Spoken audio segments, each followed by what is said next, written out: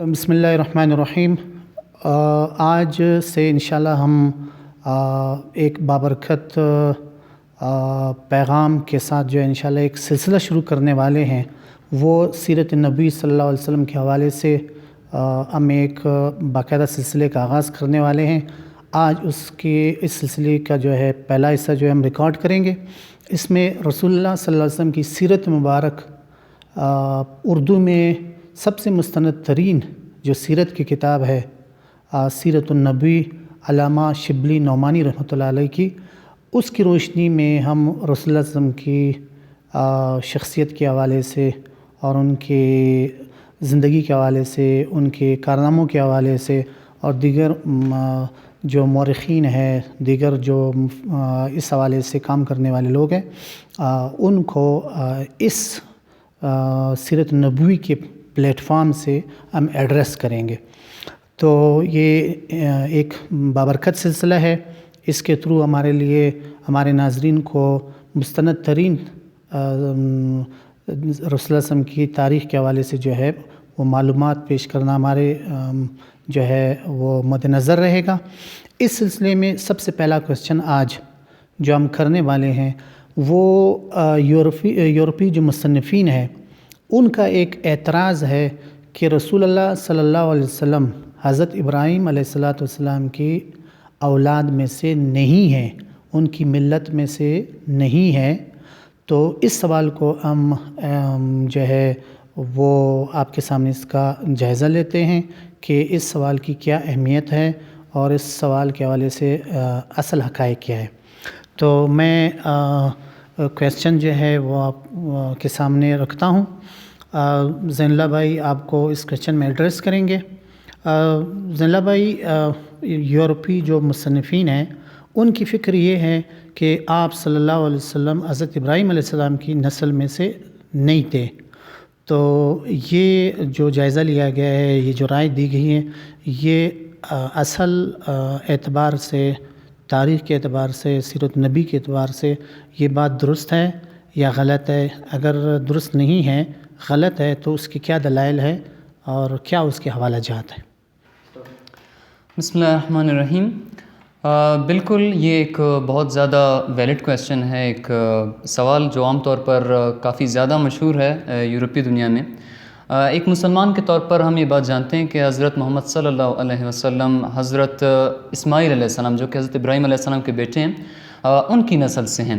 تاریخ ہمیں یہ بات بتاتی ہے کہ حضرت اسماعیل علیہ السلام جب عرب میں آئے تو یہاں پر عرب کے آس پاس کے علاقوں میں بنو جرہم آباد تھے، اور حضرت اسماعیل علیہ السلام نے بھی انہی میں سے نکاح کیا، اور ان سے جو اولاد ان کی پیدا ہوئی اسے عرب مستعربہ کہتے ہیں۔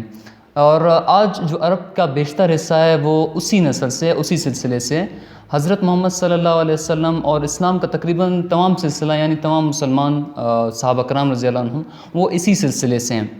اور قرآن بھی اس بارے میں شاہد ہے۔ اللہ تبارک و تعالیٰ فرماتا ہے سورہ حج سورۃ نمبر 22 کی آیت نمبر 78 میں، بسم اللہ الرحمن الرحیم، ملت ابیکم ابراہیم، تمہارے باپ ابراہیم کی ملت، ہوا سماکم المسلمین، جس نے تمہارا نام مسلمان رکھا، من قبل، پہلے، وفی ھذا، اور اس قرآن میں بھی۔ یعنی یہاں پہ بھی ایک طریقے سے واضح انداز میں بتا دیا گیا کہ حضرت محمد صلی اللہ علیہ وسلم حضرت ابراہیم علیہ السلام ہی کی نسل سے ہیں۔ لیکن شروع سے ہی یورپی مصنفین اس بات کے قائل نہیں ہیں، کیونکہ وہ کہتے ہیں کہ نہ حضرت اسماعیل علیہ السلام عرب میں آئے تھے، نہ وہ یہاں پر آباد ہوئے، اور نہ ہی حضرت محمد صلی اللہ علیہ وسلم ان کی نسل سے ہیں۔ اب اس بات کو ہم شواہد کی بنیاد پر، حقائق کی بنیاد پر پرکھیں گے۔ اس بات کو پروف کرنے کے لیے، ثابت کرنے کے لیے کہ حضرت محمد صلی اللہ علیہ وسلم حضرت ابراہیم علیہ السلام کی نسل سے ہیں، ہمیں دو سوالوں کا جواب دینا پڑے گا۔ پہلا سوال اس میں یہ ہے کہ حضرت ابراہیم علیہ السلام نے حضرت بی بی ہاجرہ علیہ السلام اور حضرت اسماعیل علیہ السلام کو عرب میں آباد کیا یا نہیں، یعنی وہ وہاں پر آباد ہوئے یا نہیں۔ اور دوسرا جو سوال جس کا جواب ہمیں دینا ہے وہ یہ ہے کہ ذبیح کون ہے، حضرت اسماعیل علیہ السلام ہے یا حضرت اسحاق علیہ السلام۔ جیسا کہ ناظرین کو بھی پتہ چل رہا ہوگا کہ پہلا سوال تو ڈائریکٹلی کنیکٹڈ ہے ہمارے ٹاپک سے۔ اگر وہ ہم پروف کر لیں تو ہمیں پتہ چل جائے گا کہ حضرت محمد صلی اللہ علیہ وسلم اسی نسل سے، یعنی حضرت ابراہیم علیہ السلام کی نسل سے ہیں یا نہیں ہیں۔ دوسرا سوال کیسے کنیکٹ ہوگا؟ دوسرا سوال کا تعلق اس لیے ہمارے ٹاپک سے ہے کہ یہود کہتے ہیں، اہل یہود کہتے ہیں کہ حضرت اسحاق علیہ السلام ذبح ہیں، لہٰذا وہ اس مناسبت سے قربان گاہ کو بھی شام کا علاقہ بتاتے ہیں۔ لیکن اگر ہم کسی طریقے سے یہ ثابت کر دیں کہ حضرت اسحاق علیہ السلام نہیں، حضرت اسماعیل علیہ السلام ذبح ہیں، تو یہ بات بھی کافی حد تک واضح ہو جائے گی کہ قربان گاہ بھی عرب میں ہی موجود ہیں۔ اس سلسلے میں ہم اپنے پہلے سوال کی طرف آتے ہیں کہ حضرت بی بی ہاجرہ علیہ السلام اور حضرت اسماعیل علیہ السلام عرب میں آ کر آباد ہوئے یا نہیں ہوئے۔ اس سلسلے میں اگر ہم بائبل کی بات کریں تو اس میں واضح طور پر موجود ہے کہ حضرت اسماعیل علیہ السلام حضرت بی بی ہاجرہ علیہ السلام کے بطن سے پیدا ہوئے، اور پھر اس کے بعد حضرت سارہ علیہ السلام سے حضرت اسحاق علیہ السلام پیدا ہوئے۔ تو جب حضرت اسماعیل علیہ السلام کی عمر کچھ بڑھی تو اس کے بعد حضرت سارہ علیہ السلام نے دیکھا کہ حضرت اسماعیل علیہ السلام حضرت اسحاق علیہ السلام سے گستاخی کرتے ہیں، تو پھر انہوں نے حضرت ابراہیم علیہ السلام سے کہا کہ آپ اس لونڈی کو یعنی حضرت ہاجرہ علیہ السلام کو اور اس کے بیٹے کو یہاں سے دور لے جائیں، یہاں سے نکال دیں۔ یہ بات حضرت ابراہیم علیہ السلام کو بھی ناگوار گزری۔ اس کے بعد بائبل کے خاص الفاظ کیا ہیں ذرا یہاں پر غور کیا جائے، میں پڑھ کر انہیں ورڈ بائی ورڈ آپ کو سناتا ہوں۔ یہ book of Genesis chapter number 21 verse number 14 to 21 کا تذکرہ ہے۔ یہاں پہ ہے کہ تب ابراہیم نے صبح سویرے اٹھ کر روٹی اور پانی کی ایک مشک لی اور ہاجرہ علیہ السلام کے کاندھے پر رکھا اور اس لڑکے کو بھی رخصت کیا۔ وہ روانہ ہوئے۔ بیر سبا کے بیابان میں بھٹکتی پھرتی تھی، اور جب مشک کا پانی چک گیا تب اس نے اس لڑکے کو ایک جھاڑی کے نیچے ڈال دیا، اور آپ اس کے سامنے ایک تیر کے پٹے پر دور جا کر بیٹھی، کیونکہ اس نے کہا میں لڑکے کا مرنا نہ دیکھوں۔ سو وہ سامنے بیٹھی اور چلا چلا کر روئی۔ تب خدا نے اس لڑکے کی آواز سنی، اور خدا کے فرشتے نے آسمان سے ہاجرہ کو پکارا اور اس سے کہا کہ اے ہاجرہ، تجھ کو کیا ہوا؟ مت ڈر، کہ اس لڑکے کی آواز جہاں وہ پڑا ہے خدا نے سنی۔ اٹھ اور لڑکے کو اٹھا اور اسے اپنے ہاتھ سے سنبھال، کہ میں اس کو ایک بڑی قوم بناؤں گا۔ پھر خدا نے اس کی آنکھیں کھولیں اور اس نے پانی کا ایک کنواں دیکھا، اور جا کر اپنی مشک کو پانی سے بھر لیا اور لڑکے کو پلایا، اور خدا اس لڑکے کے ساتھ تھا، اور وہ بڑھا اور بیابان میں رہا اور تیر انداز ہو گیا۔ یہاں پہ الفاظ ذرا آپ نوٹ کریں، تیر انداز ہو گیا، اس کے بعد ہے کہ اور وہ فاران کے بیابان میں رہا۔ پھر ہے اور اس کی ماں نے ملک مصر سے ایک عورت بیاہنے کو لی۔ اب ذرا ان جو آیات میں جو بات یہاں پہ سمائی ہے، اس کے ساتھ ایک اور چیز ہم اگر کنیکٹ کریں تو بات زیادہ حد تک واضح ہو جائے گی، اور وہ یہ کہ بک آف جینیسس کے اندر ہی چیپٹر نمبر 17 اور ورس نمبر 24 to 25 میں تذکرہ ہے کہ جب حضرت ابراہیم علیہ السلام نے حضرت اسماعیل علیہ السلام کا ختنہ کیا تو اس وقت حضرت ابراہیم علیہ السلام کی عمر 99 برس اور حضرت اسماعیل علیہ السلام کی عمر 13 برس تھی۔ تو یہاں سے ہمیں یہ بات پتہ چلتی ہے کہ جب تک حضرت اسماعیل علیہ السلام کا ختنہ نہیں ہوا تھا، تو مطلب جب حضرت ابراہیم علیہ السلام نے حضرت اسماعیل علیہ السلام کا ختنہ کیا تو اس وقت حضرت ابراہیم علیہ السلام کی عمر 99 برس اور حضرت اسماعیل علیہ السلام کی عمر 13 برس تھی۔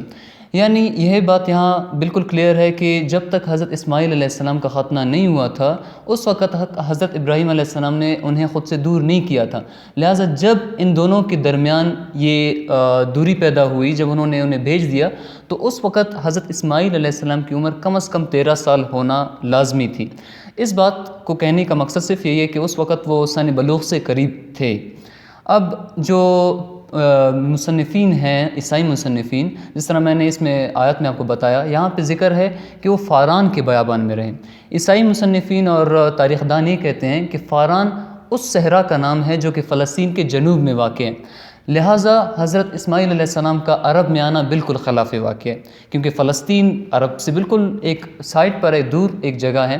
حالانکہ اگر میں بات کروں حجاز کے جغرافیہ دانوں کی تو وہ سب اس بات پر متفق ہیں کہ جو فاران ہے وہ حجاز کے ایک پہاڑ کا نام ہے، لیکن ظاہر اب عیسائی مصنفین اور مورخین اس بات کو تو تسلیم نہیں کریں گے، لہٰذا ہم اسے ایک اور تاریخ دان کے نظریے اور اس کے ریسرچ ورک پہ ہم دیکھتے ہیں۔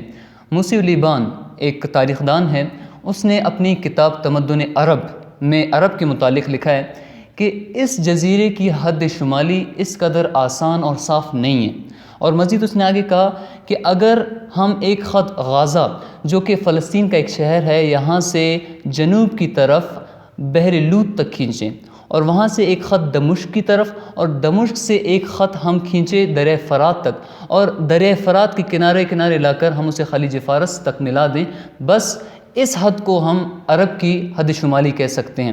اب اگر ہم آپ کو کیمرے میں دکھا سکیں تو یہاں پر یہ عرب کا نقشہ ہے، اور اس میں یہ مصر ہے، اور مصر کے بالکل سامنے یہاں پر عرب موجود ہے۔ یہ ہے غازہ اسٹرپ، جو مسلمان کے بقول یہاں سے غازہ سے اگر ہم ایک خط کھینچیں یہاں پر بحر لوط کی طرف، یہاں سے دمشق کی طرف، دمشق سے یہاں پھر کنارے لا کر یہاں پر ہم لوگ اسے یوفریٹس یعنی دریائے فرات تک ملا دیں، اور پھر یہاں سے کنارے کنارے لے جا کر ہم اسے خلیج فارس تک ملا دیں، تو یہ حد شمالی ہے عرب کی۔ اب یہاں پہ آپ دیکھ سکتے ہیں کہ یہ تمام کی تمام ٹیریٹری جو ہے وہ عرب کے اندر موجود ہے، لہٰذا اگر عیسائی مصنفین کی یہ بات تسلیم کر بھی لی جائے کہ فاران جو ہے وہ فلسطین کے جنوب میں واقع ایک صحرا کا نام ہے، تب بھی وہ عرب کی ٹیریٹری میں آ رہے ہیں۔ لہٰذا اس سے بھی ہمیں یہ بات پتہ چل جاتی ہے کہ اگر ان کا یہ دعویٰ تسلیم کر بھی لیا جائے تب بھی یہ بات بالکل واضح ہے کہ ایک وقت میں عرب کی جو حدود ہے وہ کافی حد تک بڑھے ہوئے تھے، لہٰذا وہ عرب میں ہی موجود تھے۔ اس کے علاوہ اگر ہم آگے بات کریں تو بائبل کے اندر موجود ہے بک آف جینیسس چیپٹر نمبر 25 کے ورس نمبر 18 میں کہ وہ حویلہ سے لے کر شور تک مصر کے سامنے اس راہ میں بستے تھے جس سے سور کو جاتے ہیں۔ اب یہاں پہ کیا بتایا گیا کہ حضرت اسماعیل علیہ السلام مصر کے سامنے والے کسی ٹیریٹری میں رہتے تھے، کسی زمین پر رہتے تھے، اور جیسے ہم نے آپ کو نقشے میں دکھایا کہ مصر کے سامنے صرف عرب ہی کی زمین ہے، لہٰذا یہ بات بھی بالکل واضح ہے کہ اگر مصر کے سامنے کسی زمین کا تذکرہ ہوا ہے تو وہ بھی بلا شبہ عرب ہی ہے۔ اب عہد نامہ جدید جس کو عیسائی بھی مانتے ہیں کہ وہ وحی الہی ہے، اس میں پول جو کہ حضرت عیسیٰ علیہ السلام کا ایک حواری مانا جاتا ہے، وہ گلیتونیوں کے نام ایک خط لکھتا ہے، گیلاٹینز کے نام، اس کے چیپٹر نمبر 4 ورس نمبر 24 میں وہ کہتا ہے کہ حضرت ابراہیم علیہ السلام کی 2 اولاد تھیں، ایک غلام سے ایک آزاد سے۔ جو غلام سے تھا وہ تو جسمانی طور پہ تھا، جو آزاد سے تھا وہ وعدے کے طور پر پورا ہوا۔ یہ 2 باتیں تمثیلی بھی مانی جاتی ہیں، یعنی مثال کے طور پر بھی مانی جاتی ہیں، کیونکہ یہ دونوں عورتیں 2 عہد ہیں۔ ایک کوہ سینا سے یہ نرے غلام جنتی ہے، یہ ہاجرہ ہے کیونکہ ہاجرہ عرب کا کوہ سینہ ہے۔ اب ذرا اس آخری ٹکڑے کو آپ غور کریں گے کہ انہوں نے کہا کہ ہاجرہ عرب کا کوہ سینہ ہے۔ اگر حضرت ہاجرہ علیہ السلام عرب نہیں گئی تھیں تو پھر انہیں عرب کا کوہ سینہ آخر کیوں کہا گیا؟ حالانکہ اگر ہم بائبل کی پہلے سے اسٹڈی دیکھ لیں تو ان کا جو آبائی علاقہ تھا وہ بھی مصر تھا، عرب وہ بھی نہیں تھا، لہٰذا پھر انہیں عرب آخر میں کیوں کہا گیا کہ وہ عرب کا کوہ سینہ ہے؟ تو اس سے بھی کافی حد تک واضح ہو جاتا ہے کہ حضرت ہاجرہ علیہ السلام اور حضرت اسماعیل علیہ السلام عرب ضرور گئے تھے اور وہاں پر آباد بھی ہوئے تھے۔ یہاں تک توقع یہ رکھتے ہیں کہ پہلے سوال کا جواب ہمیں مل چکا ہے۔ اب آتے ہیں اپنے دوسرے سوال کی طرف۔ دوسرا سوال یہ تھا کہ ذبیح کون ہے، حضرت اسحاق علیہ السلام ہے یا حضرت اسماعیل علیہ السلام ہے؟ اس سلسلے میں چند پوائنٹس ہم دیکھیں گے کہ جن کو قربان کیا جاتا تھا خدا کے نام پر، ان کے لیے کون کون سی شرائط لازمی تھیں جو ان کے اندر موجود ہونی چاہیے تھیں۔ شریعت سابقہ جو ہے اس کی روح سے چند ایسی شرائط ہیں جو کہ جن جانوروں کو یا جن لوگوں کو قربان کیا جانا تھا ان کے لیے لازمی تھی۔ اگر قربانی کا لفظ جانوروں کے لیے استعمال ہوتا تو وہ بالکل اصل قربانی کے معنی میں آتا، اور جو قربانی کا لفظ کسی شخص کے بارے میں استعمال ہوتا تو اس کا مطلب یہ ہوتا کہ وہ اپنی باقی ماندہ زندگی معبد کے خدمت میں، خدا کے خدمت میں وقف کر دے گا، خدا کے خدمت میں گزار دے گا۔ تو اب یہاں پر چند باتوں کو آپ غور کریں۔ پہلی بات book of Numbers chapter number 8 verse number 17 میں ہے کہ خدا کہتا ہے کہ every first born of animal and man in Israel is mine, کہ بنی اسرائیل میں آدمی اور جانور کا ہر پہلونٹا بچہ ایوری فرسٹ بورن میرے لیے۔ تو مطلب پہلی شرط ہمیں بالکل واضح طور پر پتہ چل گئی کہ جس کو بھی قربانی یا نظر چڑھایا جانا تھا اس کا پہلونٹا ہونا لازمی ہے، یعنی اس کا فرسٹ بورن ہونا لازمی ہے، پہلی اولاد ہونا لازمی ہے۔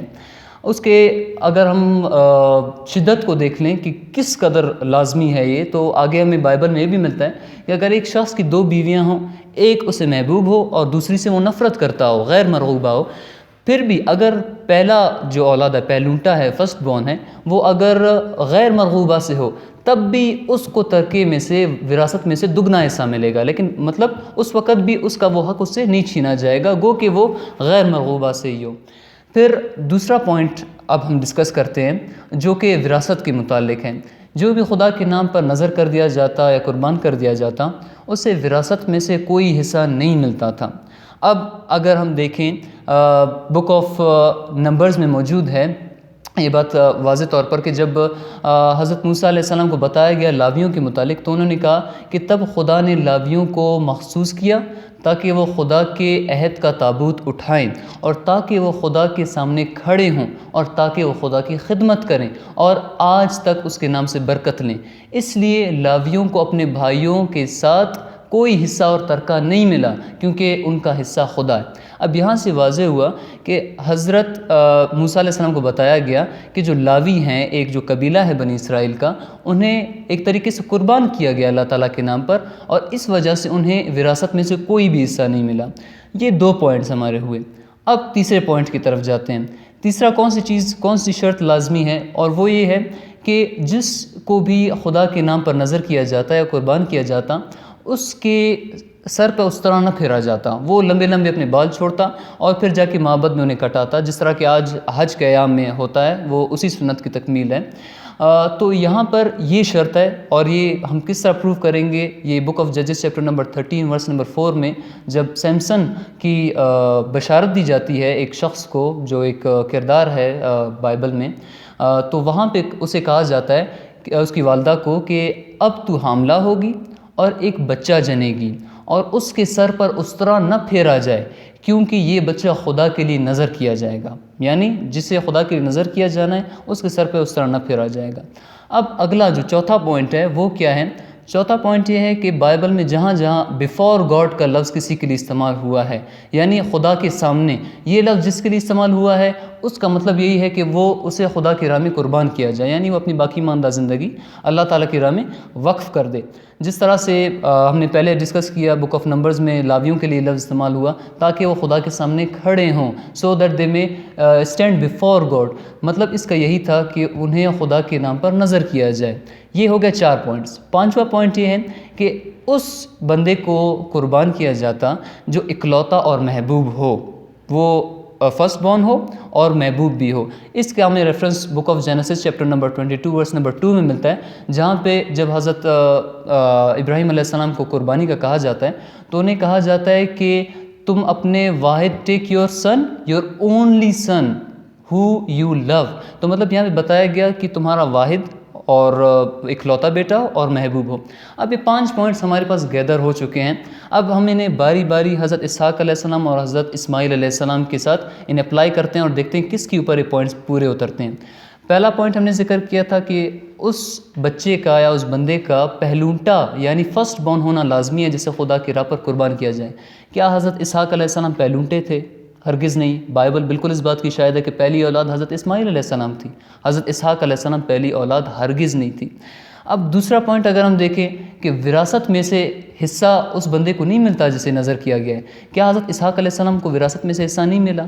بالکل سارا کا سارا وراثت میں سے حصہ حضرت اسحاق علیہ السلام کو ملا، کیونکہ ہم دیکھتے ہیں کہ جس طرح ہم نے شروع میں پڑھا بک آف جینیسس کے چیپٹر نمبر 21 میں، حضرت اسماعیل علیہ السلام کو کیا ملا؟ پانی کی ایک مشک اور کچھ روٹیاں، باقی سب کچھ جو ملا وہ حضرت اسحاق علیہ السلام کو ملا۔ تو یہ دوسرا پوائنٹ بھی حضرت اسماعیل علیہ السلام کے حق میں ہمیں رہنمائی کر رہے ہیں۔ پھر جو تیسرا پوائنٹ ہمارا تھا کہ اس کے سر پر اس طرح نہ پھیرا جائے، وہ اپنے بال چھوڑے، تو یہ بھی ہم جانتے ہیں کہ حضرت اسماعیل علیہ السلام کے خاندان میں ایک عرصے تک یہ رسم قائم رہی کہ وہ اپنے بال چھوڑ دیتے تھے اور پھر جا کر معبد میں کٹاتے تھے، اور ہم اسی سنت کی تکمیل کو اب ایام حج میں پاتے ہیں۔ پھر جو چوتھا پوائنٹ تھا، چوتھا پوائنٹ یہ تھا کہ جسے قربان کیا جاتا اس کے لیے لفظ استعمال ہوتا خدا کے سامنے۔ تو آپ کے اطلاع کے لیے عرض ہے کہ بائبل کے اندر جب حضرت اسحاق علیہ السلام کی بشارت حضرت ابراہیم علیہ السلام کو سنائی گئی تو حضرت ابراہیم علیہ السلام کے الفاظ کیا تھے؟ بائبل میں موجود ہے بک آف جینیسس چیپٹر نمبر 17 کے ورس نمبر 18 میں کہ حضرت ابراہیم علیہ السلام نے کہا کہ کاش اسماعیل تیرے سامنے زندہ رہتا۔ And Abraham said to God, oh that Ishmael might live before thee۔ تو مطلب یہ انہوں نے کہا، اور یہ لفظ انہوں نے کس کے لیے استعمال کیا؟ حضرت اسماعیل علیہ السلام کے لیے انہوں نے استعمال کیا۔ اب آخری جو شرط ہے وہ یہ تھی کہ اس بندے کا اکلوتا اور محبوب ہونا لازمی ہے۔ اب بائبل میں کہیں بھی ہمیں یہ ثبوت نہیں ملتا کہ حضرت اسحاق علیہ السلام اکلوتے تھے۔ کیوں؟ پہلی اولاد حضرت اسماعیل علیہ السلام تھے، لہٰذا حضرت اسحاق علیہ السلام کا اکلوتا ہونا کسی صورت بھی ثابت نہیں ہے۔ اور جب انہیں حضرت ابراہیم علیہ السلام کو حضرت اسحاق علیہ السلام کی بشارت سنائی گئی، اس وقت بھی انہوں نے یاد کیا کس کو؟ حضرت اسماعیل علیہ السلام کو۔ تو یہ بات اس بات کو بھی پروف کرتی ہے کہ وہ انہیں عزیز بھی بہت زیادہ تھے۔ تو اگر ہم تاریخی بنیاد پر، ان حقائق کی بنیاد پر ان باتوں کا جائزہ لیں تو حقیقت ہمارے سامنے بالکل شفاف آئینے کی طرح آ جاتی ہے۔ گو کہ بائبل میں تصریحاً یہ ذکر موجود ہے کہ حضرت اسحاق علیہ السلام ذبیح ہیں، لیکن اگر ہم قرائن کو دیکھیں تو یہ بات بالکل واضح ہو جاتی ہے کہ ذبیح حضرت اسماعیل علیہ السلام ہی ہیں۔ تو ایک بات تو یہاں بالکل پروو ہو گئی کہ وہ آ کر عرب میں آباد ہوئے تھے اور حضرت محمد صلی اللہ علیہ وسلم انہی کی نسل سے ہیں۔ اب جو دوسری بات تھی کہ ان کا ہم نے ذبیح ہونا پروف کیا، اور اس سے ہم نے کہا ہمیں مدد ملے گی کہ ہم جان سکیں گے کہ قربانی گاہ بھی عرب میں ہے، اس میں ہمیں کیسے مدد ملے گی، یہ ہم انشاءاللہ آپ کو اگلے ویڈیو میں بتائیں گے۔ وما علینا الا البلاغ المبین۔